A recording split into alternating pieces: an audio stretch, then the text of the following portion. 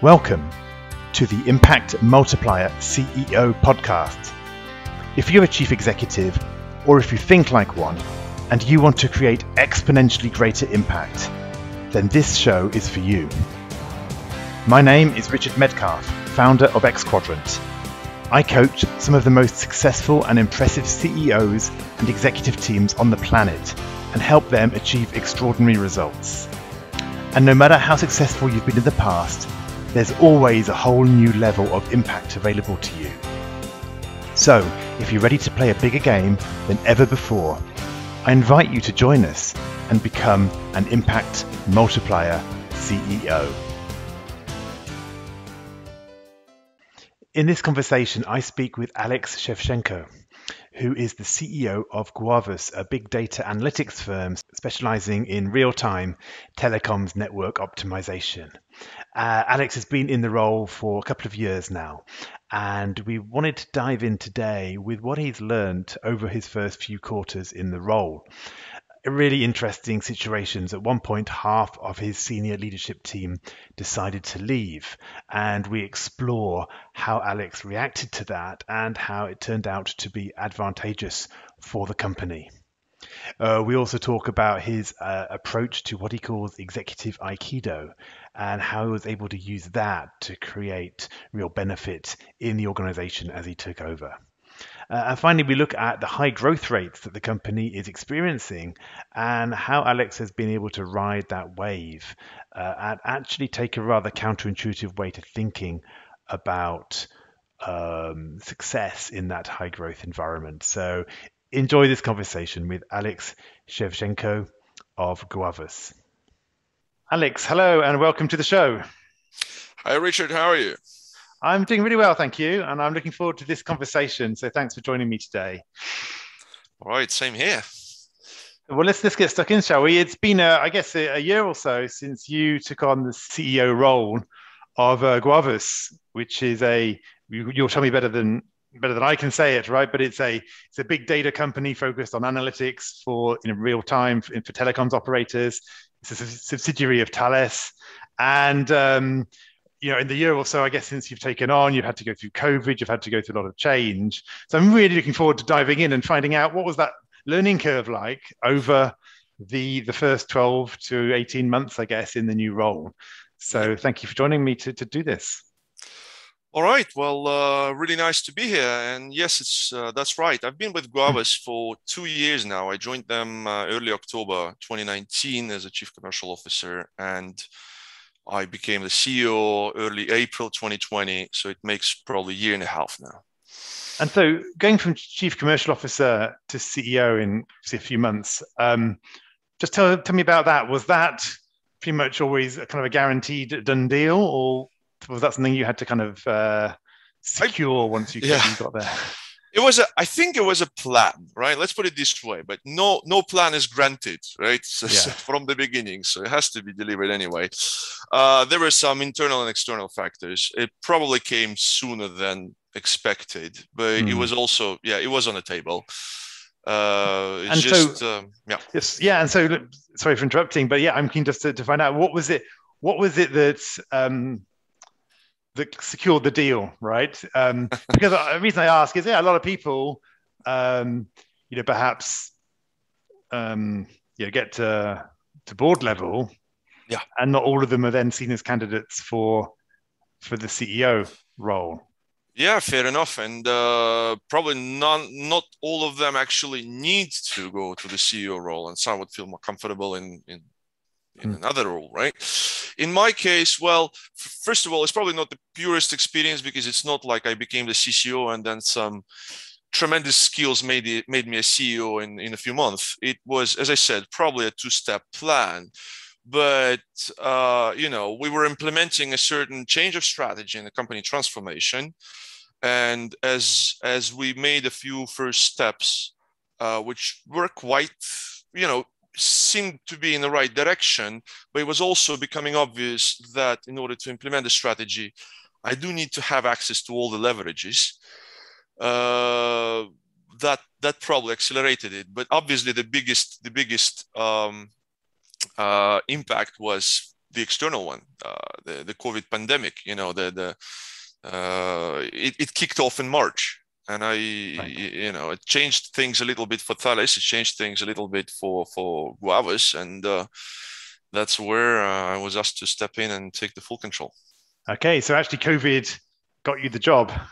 Nice it accelerated me getting the job for sure. Yes. Well, I think it's just good to slow down. Yeah, it's good to slow down just on that point, though, right? Because you were already leading a transformation in the business, right? So you'd already taken on, if you like, a challenge which was going to require you to operate cross-functionally, right? Often I see, you know, even very senior leaders, they've got their functional hat on and not their cross-functional business leader hat.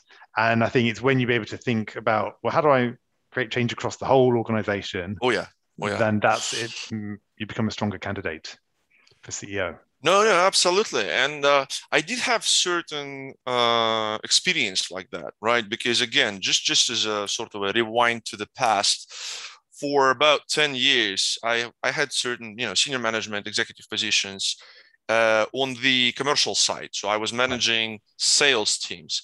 But, you know, in the big tech companies that overgrow in the beginning, normally their product sells themselves. They're engineering companies. But at some point, they reach the point of saturation. There's a lot of competition. So they sort of turn into the sales companies. The product doesn't sell itself anymore. There's a lot of pretty good competition on the market. So it's important to lead the sales. And the company I was working for at the time was actually in that mode. And therefore the sales, the heads of sales, the sales VPs, SVPs were basically the ones running the show. And they didn't have other teams reporting to them. So they had to find and develop the way to lead other departments, other silos, without having them, you know, under direct control. So that obviously gives you a certain set of hard and soft skills. So that was helpful in the CCO role, but it also probably allowed me to prove that I would be okay and even better off having the full control over the thing. Yeah. Plus the COVID. Yeah. So what happened? So you demonstrated that you had, say, this mixture of hard and soft skills, although I often quite like to call them, you know, subject matter skills and super skills, because actually, you know, whenever there's an issue, you know, why do leaders get promoted? Why do leaders get fired? It's always on these so-called soft skills, right? It's always on the leadership competencies, right? About ability to win hearts and minds. So occasionally I see some of my more analytical clients kind of going, yeah, this is the soft skills. It's like, yeah, but these are the things that decide whether you can succeed or not. You know, now you're no longer just an analyst, or you're no longer just a sales guy or whatever it is. So tell me, so COVID, right? So you start the role just as COVID is kind of really making an impact around the world and changing organizations of business. Was that an opportunity? Did you see it? Was it a threat? You know, was it both? How did you deal with that? Yeah, it's absolutely one of those threats, not even threats. It was actually an ongoing challenge, right? It was not a risk anymore. It was just there. It was one of those challenges that was a challenge for sure. And it did make my life much harder for the following 12 months. But at the same time, it was an opportunity, right? And, you know, we always say, and they say in business schools or anywhere, that, you know, turn a risk into opportunity, turn, you know, a problem into opportunity. But here it was the case, right? On one hand, it's really difficult to start implementing a new strategy, a new product portfolio, go massively in the business development when you cannot physically see a customer. You cannot even see your teams, right? We all have to work remotely over one night or over a few weeks. We have to turn to a completely new mode of operation and learn to live with that. But on the other hand, you know, Guavus is a lean company. It's not big. It's a few hundred employees, right? But it's got big ambitions.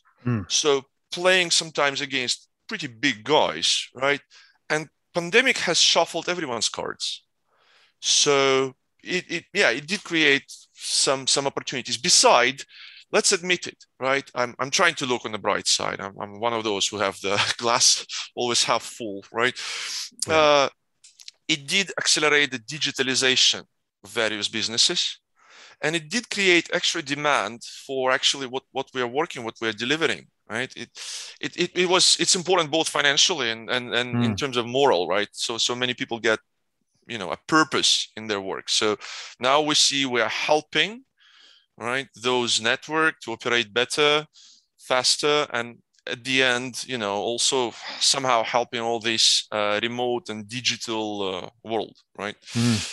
So in that way, I see it as a help, right? Yeah. So it created some useful chaos, right? In the sense that yeah, exactly. you're able to kind of reconfigure things easier, perhaps, because we had to create new rules True. anyway, right? True. Yeah. And let's admit another thing, right? Because when someone like me, who has a nice track record of successful management here and there and achievements and so on, so it's like, but yet still has to prove themselves as someone who can manage autonomously on their own a bigger organization with a full all around responsibility.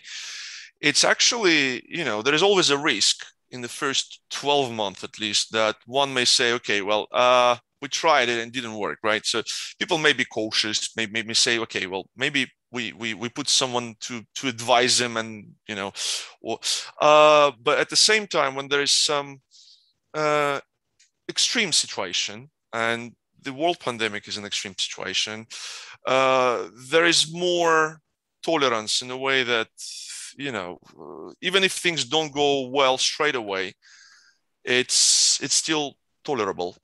Let's give him more time, because there is an external factor that may be impacting, distorting things.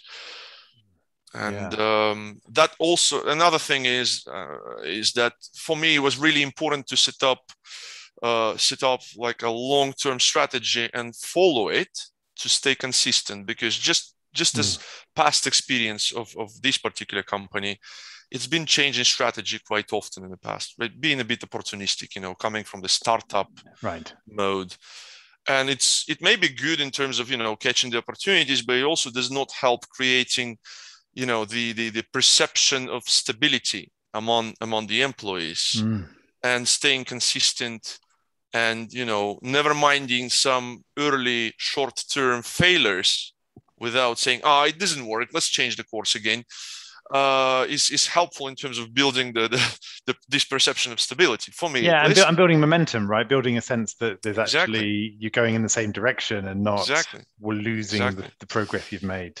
So and then again, it's easier to justify and explain some short-term failures by the fact that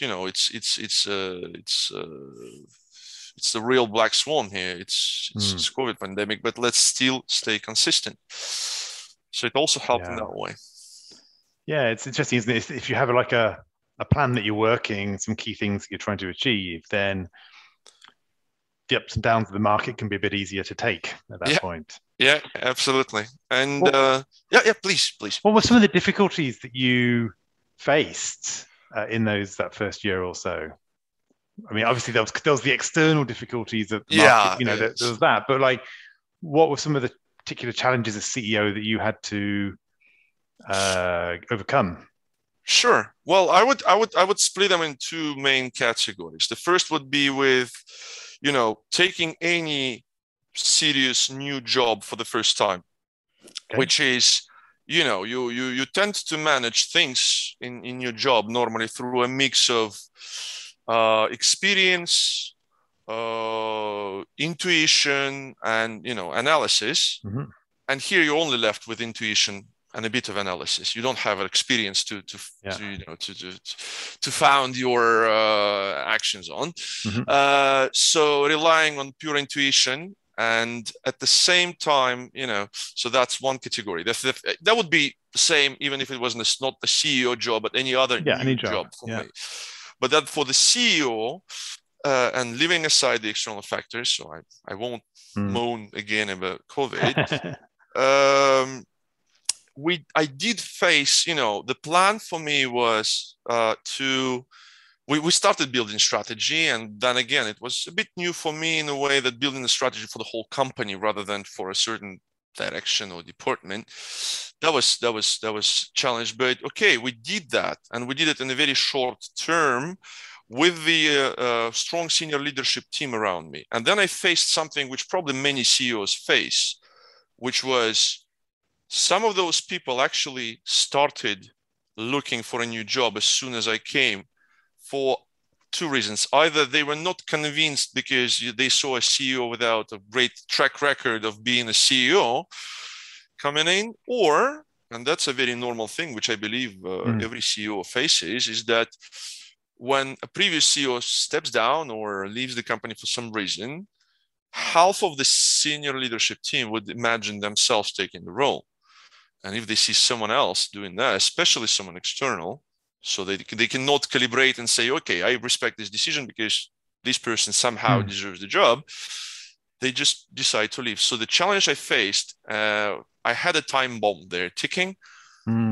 Couple months into the role, I had basically to start replacing half of my senior leadership team. And that we had to do without, trying to keep the strategy in place. So that was a challenge for sure. It's Richard here with a quick interlude.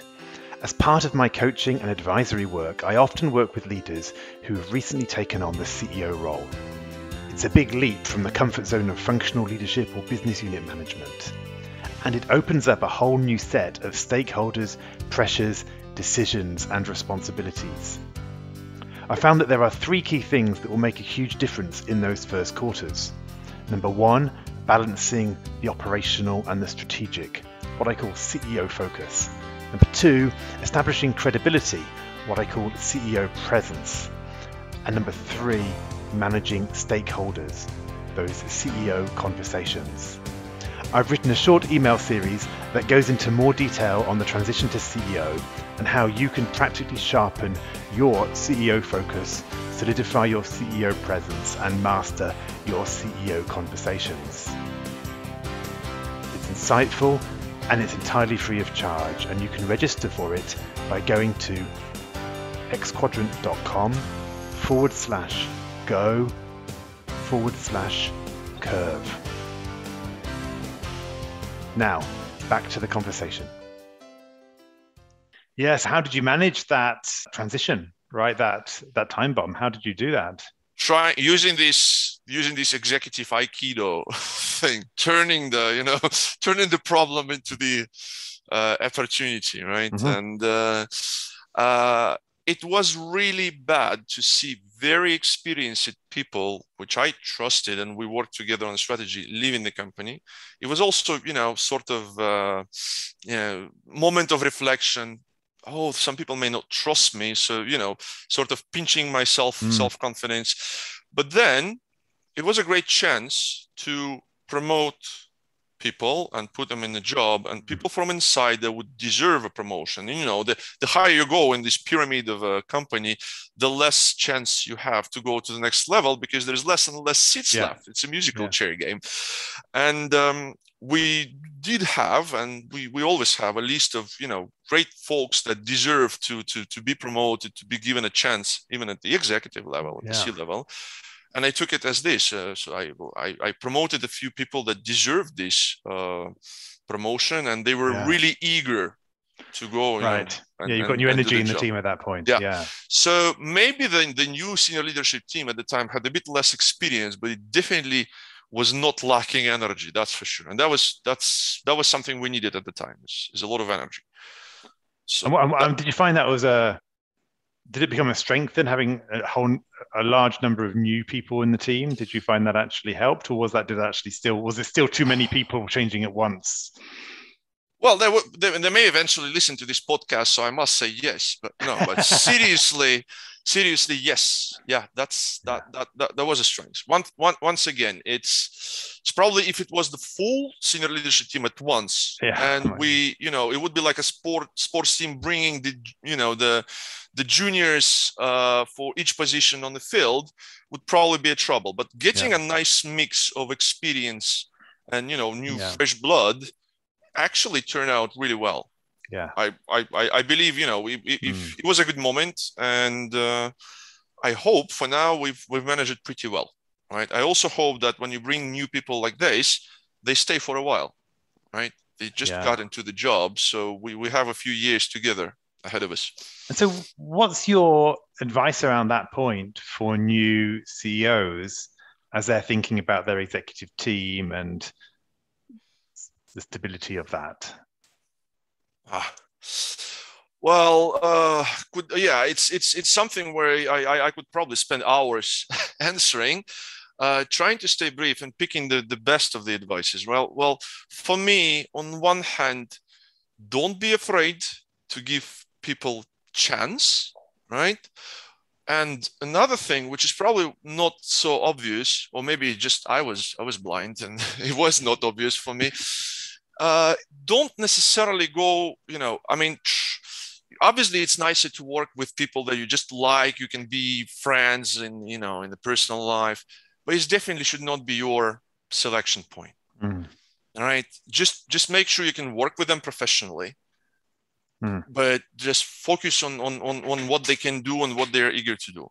And it's obviously very important to resonate, meaning, if they're great professionals who do not believe in the company vision, right, and do not share the strategy, they can still force themselves into working as next to you and trying to deliver this strategy. But if they don't believe in that, if they cannot convince themselves, how are they going to convince anyone else? So they need to share the idea. Right. Yeah, they got to buy into the overall what you're trying to achieve. Yeah. Yeah. So love it.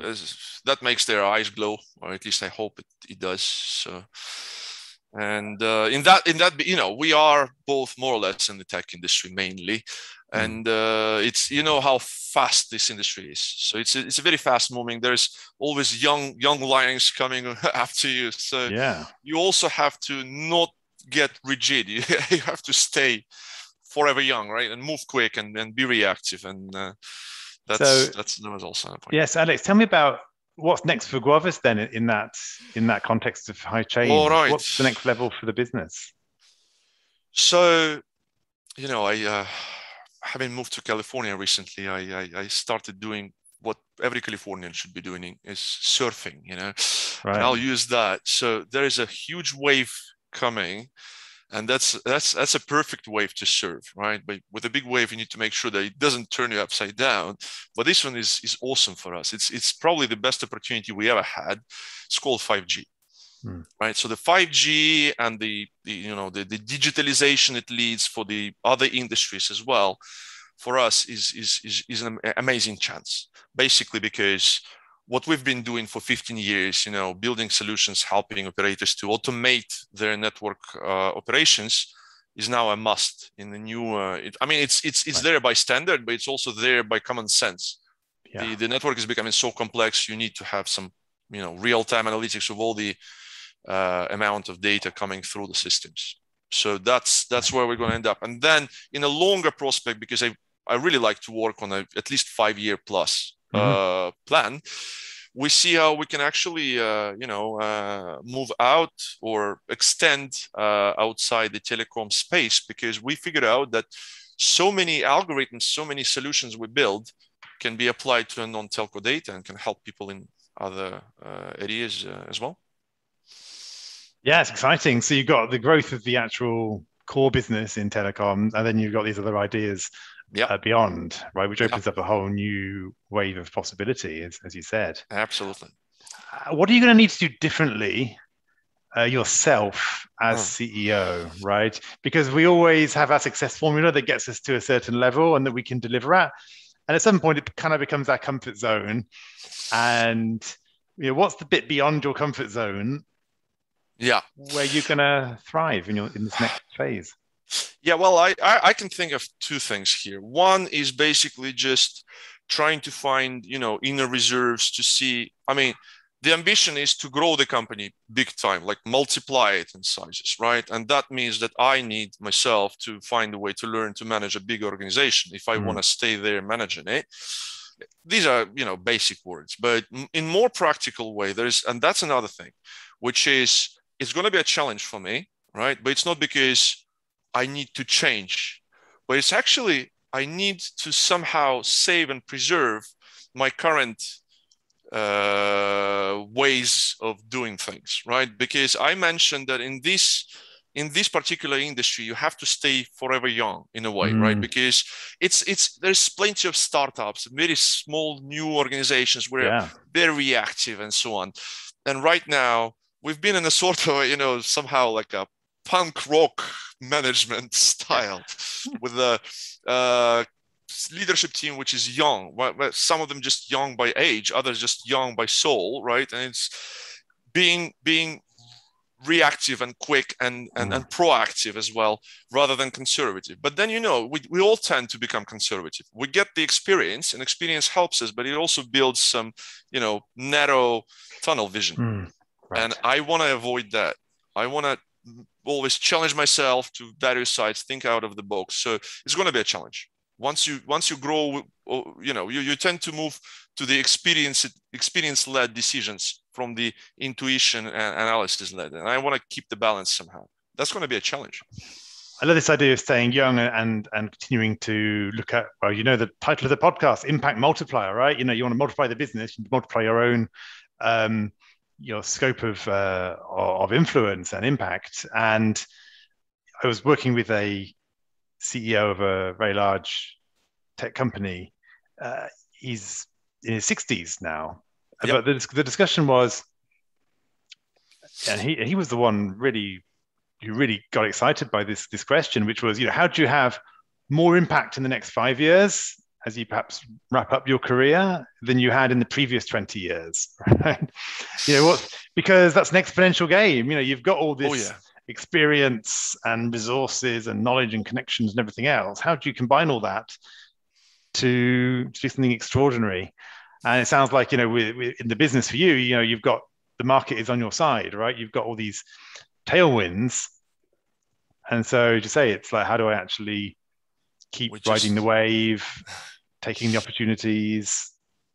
Yeah, we just need to make sure that, these tailwinds do not smash us, that we move fast enough to catch them. Yeah. And it's going to be a fun game for sure. I guess that, like I said, the first year of the CEO experience was, learning to swim, being just thrown out in the river. But that was actually a great, once you survive through that, you actually have a lot of new experience. But then you're totally right. I mean, surfing this new opportunity, which is going to be huge, but we also will have to face all the problems and risks of fast growth, right? Yeah. Is going to be a next huge learning curve for me and my leadership team. It's worth 5 business schools, I genuinely believe that. And let's see how it goes then. Perfect. Well, Alex, thank you so much for sharing these, this story, these insights, and some of these really interesting challenges as going through COVID and team changing and all this. It's a fascinating insight. If people want to find out more about you or about Guavus, where do they go? Well, they can definitely hit the Guavus website. It's www.guavus.com. And that's where is a little bit of my biography as well as my leadership team.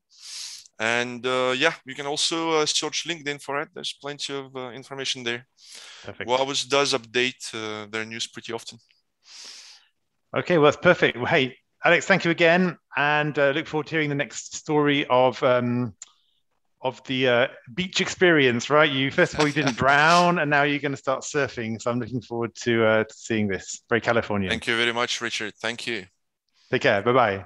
I hope you enjoyed this conversation. Now let's talk about you. When you're in top leadership, when you're in the biggest role of your career, who supports you at a deep level as you lead others? Who helps you multiply your impact and get to the next level? If you're ready to learn more about our content, our coaching, and our community, then visit us at xquadrant.com.